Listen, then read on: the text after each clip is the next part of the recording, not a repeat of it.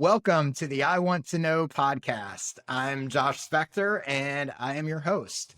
If you don't know who I am, I'm the creator of the For the Interested newsletter, which you can check out at fortheinterested.com. If you're new here and this is your first time listening or watching, this podcast exists to help creative entrepreneurs get their questions answered. It's really simple. In each episode, a guest comes on, asks me 3 questions. We talk about each of them for about 10 minutes, and that's it. Hopefully no fluff, lots of actionable tips and strategies you can use, and hopefully that are helpful to both the guest and you. Speaking of guests, today's guest is Zarna Garg. Zarna is 1 in a billion, and that's not just the name of her first comedy special, which airs in spring of 2023. She's also the only Indian mom comedian willing to take on her mother-in-law. Zarna's been profiled as one of the gutsiest women in comedy on Apple TV's Gutsy Women series. She's currently touring the world with her show. She's the winner of Kevin Hart's Lift Comics, the winner of the 2021 Ladies of Laughter Award, and has over 1 million followers across various social platforms, including she's particularly huge on TikTok, which I'm sure will come up. And her debut feature screenplay, Rearranged, won Top Comedy Feature Award at the Austin Film Festival in 2019. Zarna is also a former client of mine and now a good friend and one of the hardest working comedians and just honestly entrepreneurs and creators that I have come across. I am a huge fan of hers. I have told her from the very beginning she is going to be massively successful, and she is well on her way to proving me right. So with that in mind, hey Zarna, welcome to the show. Hey, namaste, Josh. So excited to be chatting with you again. And if I've been successful on social media, I absolutely credit you for it because I was a hot mess before we spoke for the first time. And you helped me understand, what it is, how to connect with the audience and how you made it simple and understandable. And I'll be forever grateful. Wow. Well, I appreciate that. But if you were a hot mess, they love your hot mess. And you're not only do you have a big following, but I really strongly recommend that people check out how Zarna uses social and genuinely just cares about her audience. And you can see it in sort of not just the number of followers, but how passionate they are about you and how they root for you. And it's just, you do it right. So with all that said, let's get to the things you want to know. So let's get to your first question. What's the first thing you want to know? So I've noticed, Josh, because I follow you every day, I check out my Twitter because I want to know what Josh is thinking and saying. You tend to stay away from trending topics. I never see you do things like hashtag 4th of July or like something that's in the news, and you are always on brand. And as a creator, sometimes I get nervous that if I'm not jumping on the trending bandwagon, that am I missing out?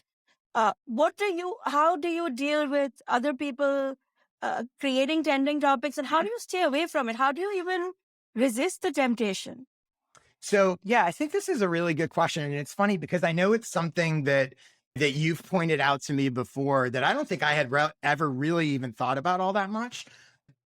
But basically, it's not that you can't talk about trending topics, and there are upsides to doing it, and I'll talk about that in a second. But I think I'm very specific and recommend for most people, they be specific to their niche, the topics that are relevant to their audience, and trying to provide value to those people.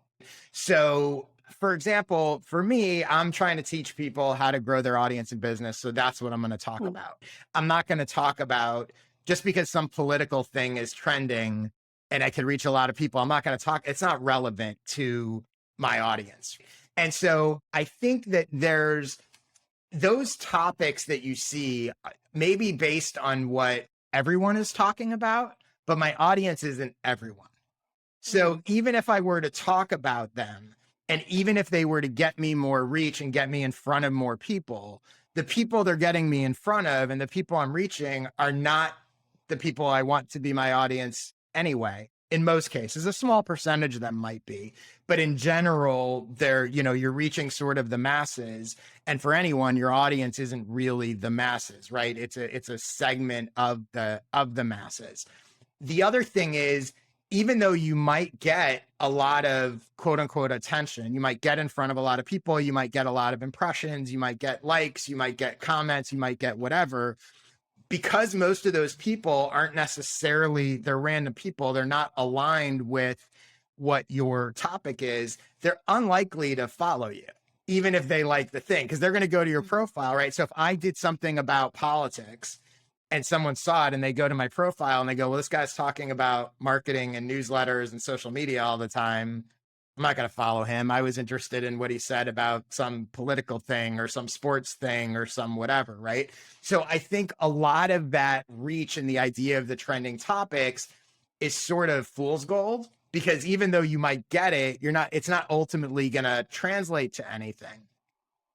The other thing to keep in mind is when you post about trending topics and you get that additional reach, the reach that you're getting is people who have no context for who you are and what you do. So especially in your case, they don't know, based on that one tweet that happened to show up in a trending thing or that one post or whatever, they don't know that you're a comic. They don't know your background. They don't know that you might be being sarcastic. And I think that also invites a lot of the negative feedback, the trolls, the whatever, because you're no longer talking to the audience as the context for what you do. They just, Right. So it's very easy to be misunderstood. And I think it can cause a lot of just sort of headaches and other stuff. All that said, that doesn't mean that there aren't opportunities to leverage trending topics for your own stuff. And there are probably times I probably should honestly do it a little more than I do, especially when it's relevant. So for example, if Substack was trending for whatever reason, Substack is a newsletter company. It's very much in my space. It would be not foolish, but it would be a missed opportunity for me to not post something about Substack, because that actually is the people talking about and reading about Substack are my audience, right? So I should hop on those topics that are relevant to what you're doing. The other thing is you can at times hop on sort of general topics, especially you as a comedian or people that are, sort of broader consumer based niche. You can hop on topics and use them to get across your own perspective, right? So like, let's say it was a 4th of July trending topic or something like that. The generic 4th of July post or joke is kind of whatever. But the 4th of July post or joke that represents your perspective as an Indian mom or as a New Yorker or as whatever perspective, that is interesting because it will connect with those people. So like, let's say you did a 4th of July post that was some sort of joke or something related to an Indian mom's perspective of 4th of July. The people that's going to resonate are going to go, oh, this is funny. What's that? And they're going to go and they're going to see that it aligns with all your stuff. And that actually is going to convert to followers. So it's about 4th of July, which is broad and generic, but the content you've created around that topic has brought it back and narrowed it to you. Does that make sense? Yeah, absolutely. Yeah. And I think in your experience, because I know, like, obviously you've had a lot of success on TikTok and a lot of that is, do you have examples of ways that you've done that? I assume that you do, that have worked well, where you've tackled, like, how do you currently think about approaching those sort of trending topics? So I don't do any of the TikTok trends at all, for many reasons that you mentioned. Because also the things that you mentioned speak to the authenticity of the creator. Mm-hmm. And if it's not authentically who I am, I have no interest in putting that out there. Yeah. So I understood what you were saying. And I think that there is a context issue. For example, if there is, Indian New Year and Diwali in America becomes a fun trending topic for me to comment on. Yeah. So, or to do something, in parallel with. So I've resisted it myself, but I do have FOMO sometimes. I do think, oh, I should have jumped on it. Yeah. But it's just not me. And that's the other thing. I believe strongly that the audience is so smart. Mhm. They know when something is not you. Yeah. It's not going to really work anyway. Yeah, and they So know when you're just doing it. And it's funny that that's such a great point. And you see those accounts where you're like, I know they're only talking about this because it's trending. exactly. Right? They don't actually care about this. Like you can tell it's just a ploy to try to get eyeballs. And it's funny, like I used to oversee social media for the Academy of Motion Pictures. And one of the first rules I had when I was there, like for my team, is I was like, no birthday posts. Like, Oh I yeah. get it. It's Gwyneth Paltrow's birthday. So what? Like, we're Yeah. not doing the Gwyneth Paltrow birthday post just so you can get like that trending whatever. Because to me, it wasn't reflective of the brand. I was like, we're not People Magazine. Like, this is a deeper, higher level of creative art and depth that our brand should represent. It shouldn't be, hey, happy birthday, person whose name is trending. Right. Yeah. Like it feels hollow. So that's how I think about it. Cool. Okay. So let's get to what's the second thing you want to know? Okay, so I have learned from you that newsletters are very important, and I agree. I do think they're very important from sales and discovery, and just having a constant touch point with my fan base, with my team. But what I found is that getting people to sign up is a bit of a challenge, especially if you're a creator who's already putting a lot out on, say, Instagram or TikTok. I get pushback all the time that why do we need to sign up for the newsletter? We already follow you on the platform. Mm-hmm. So So what do you advise in that situation? So let me ask you this question. Why do you think when you get pushback, and I get that they're saying we already follow you, why do you think they're hesitant to subscribe? I think generally people feel like they have too many newsletters because when you buy anything today, you automatically get added to every retail brand, So unfortunately, creators like you and me more so because I'm new at this, I get lumped in with this bunch of people who are spamming constantly, which is not what I do at all and not what I would ever do. But I think that that's where the resistance comes from. People are so overwhelmed with their inboxes.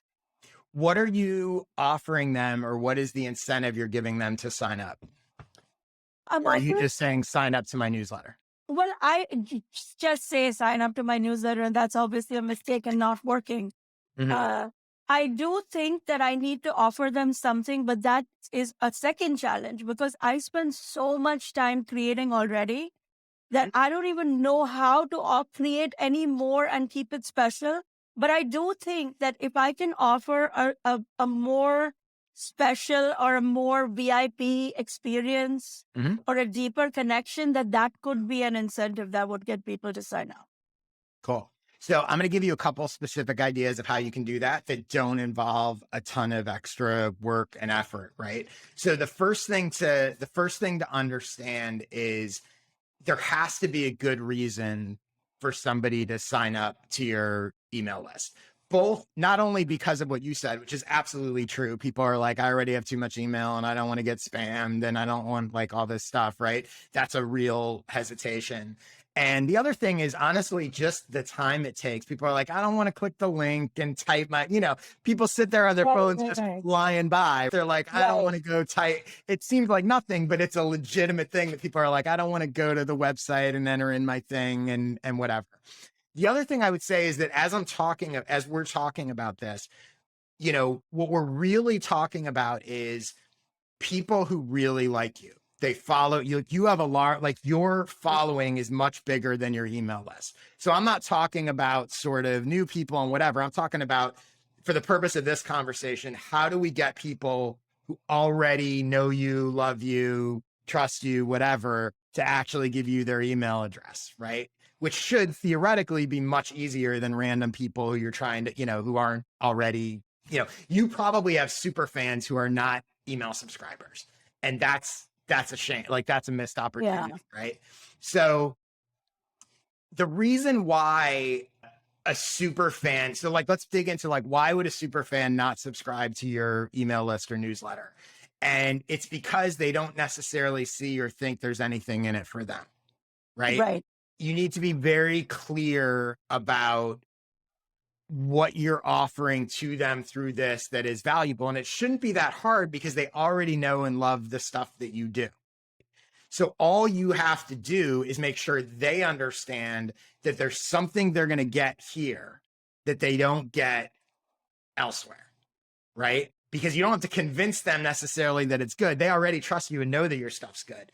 But if you don't specifically say that and point that out, if you just say, hey, sign up for my newsletter, they kind of go, why? Right? Like I already follow you. Why do I need to subscribe?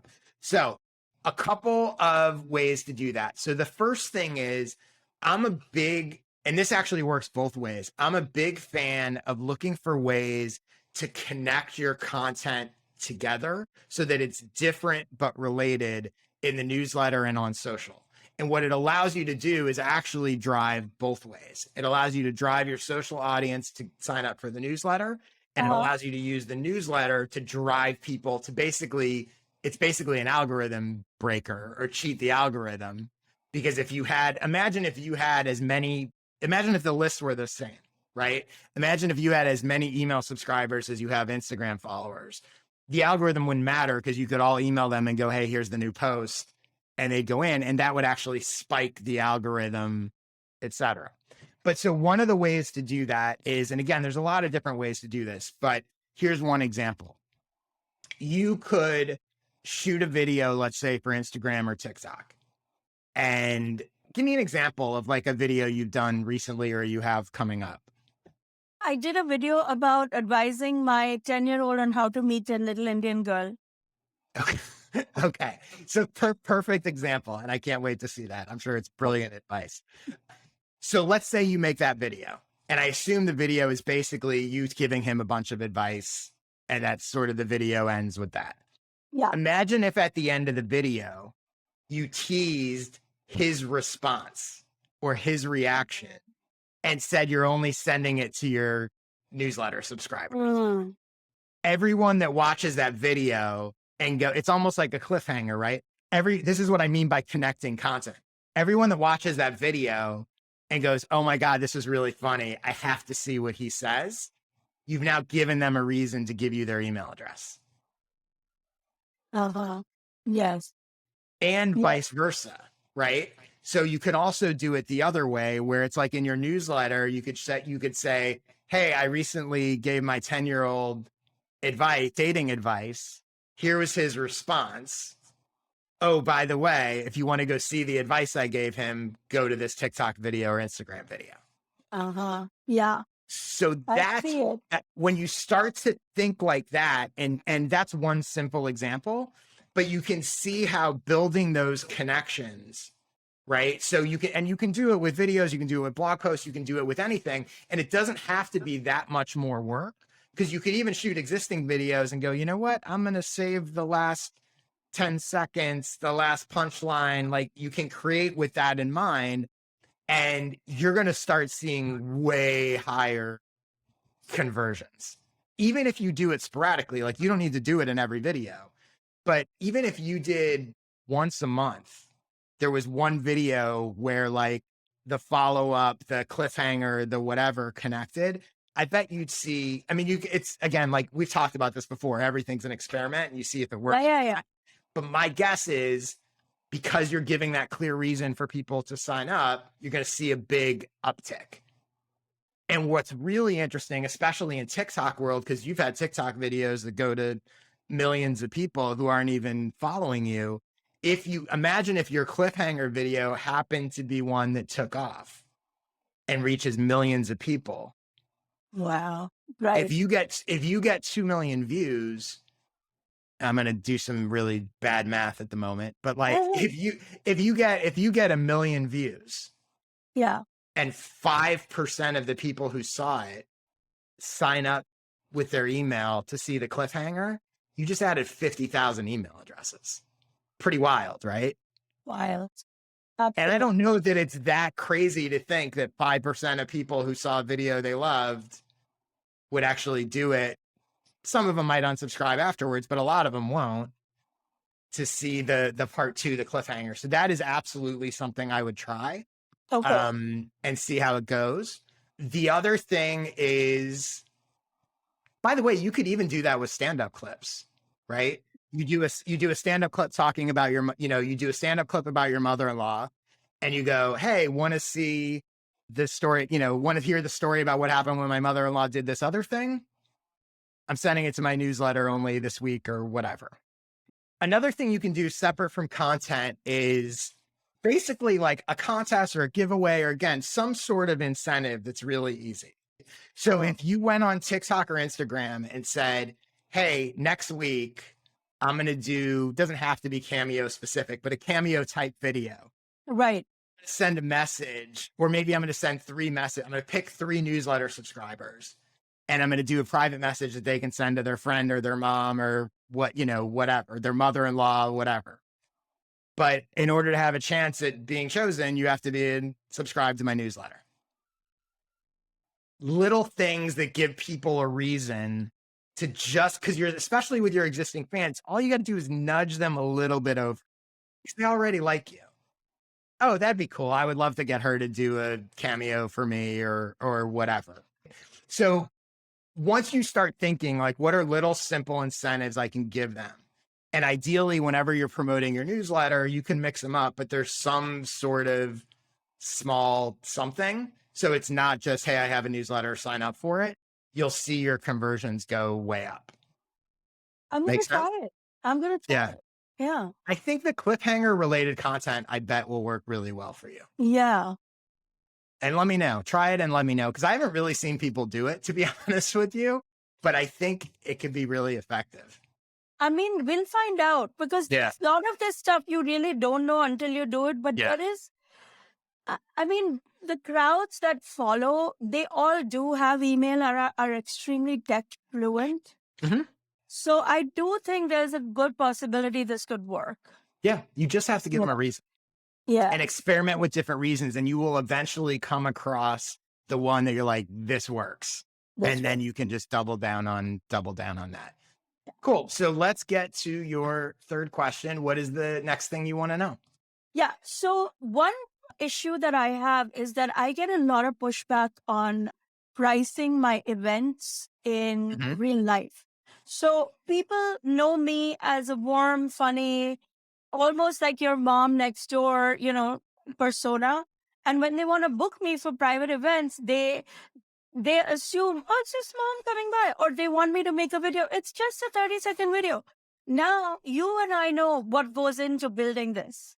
And when I give them the price, or my team gives them the price, I get pushback. I'm like, oh my God, like they almost always feel shocked. Mm-hmm. And I'm trying to learn how to position myself without I feel like I'm constantly having to explain myself, and I don't think I should have to.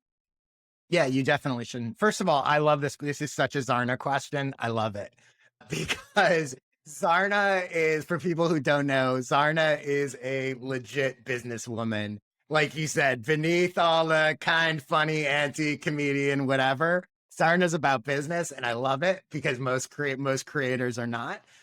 And you should be. Like, I think it is absolutely a part of being a comedian, being a creator, or whatever. Like, I think this idea that like, oh, I'm an artist and not a business person, like, that's not true. Successful artists are business people. So I'm all for it, and I love it. I would also say, you're right. There is absolutely nothing wrong with charging good money for creating stuff or putting on shows for people or doing promotions. And you absolutely shouldn't feel bad about people saying no, right? If they go, oh, that seems really, okay, well, good for you. Like, someone else is going to get it. But I think that, and I don't know exactly the way you're talking about with other people, but based on your question here, I think is the shift that I think will help you. And I think it's so common, because lots of people have the same sort of thing that you're thinking about.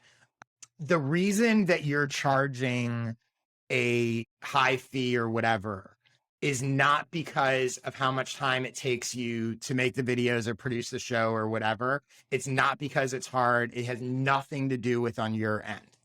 Right? Okay. So you're charging a good fee because you're providing a lot of value to the buyer. Your job, when you get pushback or when you get questions or when you get, oh, that seems really high, is not to justify, but I have to put all this work in. It's to explain to them why it provides that amount of value to them. Got it. Right? That's what makes it worth it to them. A couple things to remember. Number one, so what they're paying you for something is not in a vacuum. It's in comparison, whatever they're going to get, whatever value or result they're going to get from paying you to do something is in comparison to what it would cost them to get or do that elsewhere. It's not a random number of like, oh, Zarna says she charges that. Is it worth it or not? It's like, Zarna says she can get me this result or reach this many people or do X, Y, and Z. If I didn't pay Zarna to do that, what would it cost me to do that on my own? That's the actual value assessment. So, for example, you have about, I think, like 500,000 followers on TikTok. You have videos regular, and obviously some videos do better than others, and et cetera. And you can't guarantee stuff necessarily, but you regularly have videos that break 100,000 views, right? So if I'm a brand or a business or somebody who's coming to you, the question is, what would that brand or business have to spend to reach that audience on their own? And the truth is, they would have to do a bunch of things, right? They'd have to create a video. They'd have to pay to promote it to reach that audience. And they're just doing it cold. They don't even you have an audience that trusts you. There's a value to that endorsement. So that's a significant. So when someone comes to you and says, hey, that seems like a lot of money, as opposed to saying, yeah, but it takes me a lot of time to do this stuff and this is hard, which they don't really care about. You instead want to talk about it from their point. You go, I understand it seems like a lot of money, but you're going to reach X amount of people. Like if you didn't hire me and you wanted to accomplish this result, here's what you would have to do. And it would be very expensive. And you don't even know necessarily if, how it would work or if it would work or whatever. You want to make the case that hiring you is actually the cheapest, maybe not the cheapest, but that you want to make the case that hiring you is actually a very cost-effective way to get what they want. Right? Right. The reason they're talking to you in the first place is because of a result that they want. Right. All you have to do is show them that the money that they're paying you, the value they're going to get is more than the money that they're paying. Right? So another note here, the idea of whether or not a sponsorship or promotion or whatever, the idea of whether or not it's expensive is completely relative, depending on what they're promoting, what they're doing, the cost of that thing, the price of their product, how much acquiring a new customer is worth to them. Let's say I sell t-shirts and I know that the average person who buys one of my t-shirts buys 2 t-shirts a year for the next 5 years. The value of acquiring that customer is way more than selling one t-shirt, right? Like businesses know basically what the value of customer acquisition is and the lifetime value. Now you may not necessarily know that, but it's a conversation you can have, right? For example, so I had a conversation recently with someone who wanted to was thinking about buying ads in my newsletter. And my ad prices are about to go up to $350 an ad, but at the time we were having this conversation, they were $200, right? And he was sort of asking, I forget exactly what his service was, but he had a service business. Like it wasn't social media management, but something like that, right? Right. So his question was, he was kind of feeling me out of like, do I think that's a good fit for the audience? Like he's trying to gauge, right? Is this going to be worth my money? And I said to him, I was like, well, I assume based on the service that you offer that a customer is probably worth at least a couple $1,000. Right. To you, right? And, he said, yeah. And I said, well, okay. So the question isn't, is this going to be bonkers with my audience? The question is, are you going to get one client out of it? Right. Because if you get one client, you made $2,000 and it costs you $200, right? So depending on the brand and the product reframes the entire conversation. And the conversation I'm having with him is about value to him, not, hey, I have a lot of people and I have to write the newsletter and this is what the price is. Like, I'm not justifying the price based on my end. I'm justifying the price based on theoretical value to him. And the truth is, at $200 an ad, he could buy 5 ads or an ad a week for 5 weeks. And all he needs to do is to get one client for him to still double his investment. Right? Those are the conversations you want to have. So when someone comes to you and says, I don't know, this seems really expensive for you to just make a video and mention my whatever, you know, you can start to dig into like, well, okay, but you sell this clothing product and your dresses are $200 and I'm going to reach 50,000 people. And if you didn't do it with me, it's going to cost you X amount to reach 50,000 people on Facebook ads or Instagram ads or whatever. Like, it shifts the whole conversation. And I think that's where you want to go. Does that all make sense? Absolutely. And I think it's also key not to lead with how much work I do to get, because it's just, they don't care. And they shouldn't care. It's not about, it's not their problem.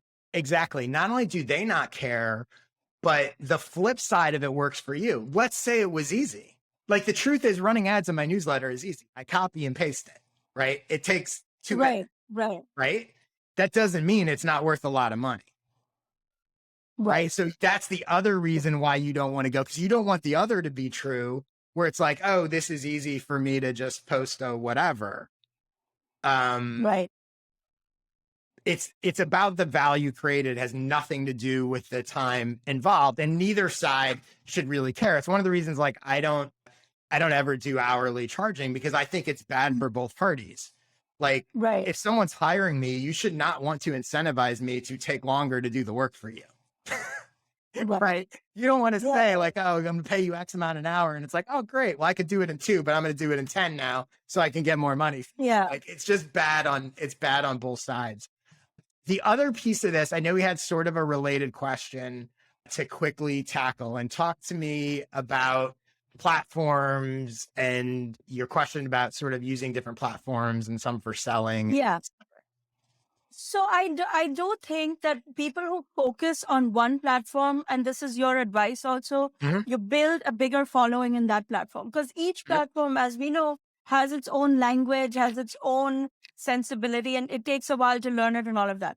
But in my experience, each platform is good for certain things. So as a professional comedian, I feel like I have to do TikTok because nobody can beat TikTok for discovery. But I also need to do Instagram and Facebook because that's where the sales are generated.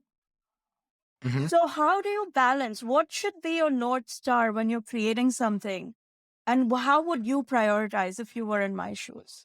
You think sales are created on Instagram and Facebook because that's where people are booking you, like hiring you to do shows? Or exactly. So they seem to all be hanging out on TikTok just to see who the comedians are and all. But when I put a flyer out, no one on TikTok cares about the flyer. And TikTok won't even promote it, by the way, because they don't want that. But Instagram and Facebook will support a creator in that way. Like, they'll allow me to boost it. They will put it on their Explorer page. So I kind of feel like I need to do 2 at the minimum. You know? And you know, and that definitely may be true. I think what's important, and it sounds like you're already sort of thinking this way, is understanding why you're using each platform, right? Like, you're not just sort of like, oh, I'm just everywhere to be everywhere and reach more people. You sort of realize, like, all right, TikTok's kind of my awareness, audience growth play. I'm really using Instagram and Facebook as more of a conversion sort of sales thing. I would also argue, you know, I always come back to sort of email list newsletter, right?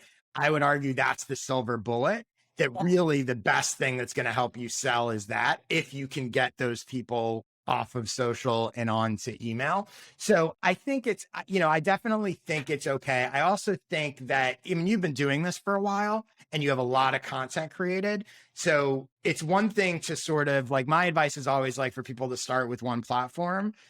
get a feel for that. Because I think you'll grow faster when you're focused on one platform than when you're scattered.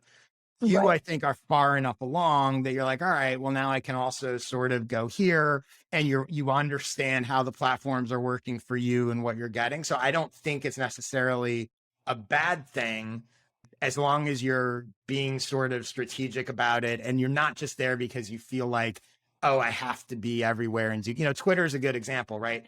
I know you sort of use Twitter, but it's way down the list of your which is totally fine, right?